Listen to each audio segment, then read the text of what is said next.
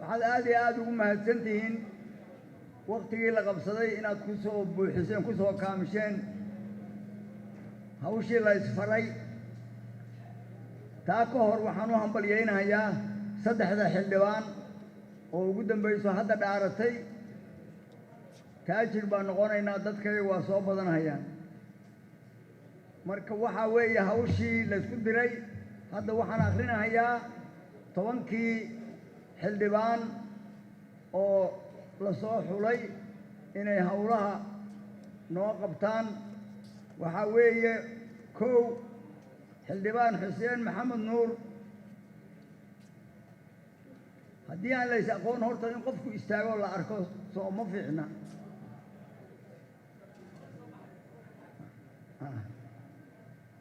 xildhibaan cabdirasaaq cumar maxamed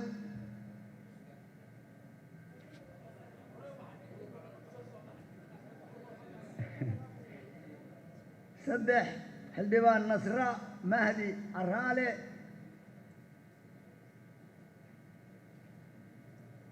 afar xildhibaan maxamed xuseen haadi shan xildhibaan dahabo siisow maxamuud lix xildhibaan cumar shariif jeek toddoba xildhibaan qaasim cilmi seed sideed xildhibaan cabdullaahi xasan rooble sagaal xildhibaan cali sheekh maxamed nuur toban xildhibaan maxamed abuukar cabdi waxaa la yidhi nin baa geed fuulayoo siduu uga degi lahaa baa dhiftay marka laan isagoo isla ka deg buu ka dhacay waxna ma gaarin marka wuxuu yidhi tanaaba ka dhib yar hadda saaka codsigaad iga diideen tanaaba ka dhib yar waana aad iyo aad baad u mahadsantihiin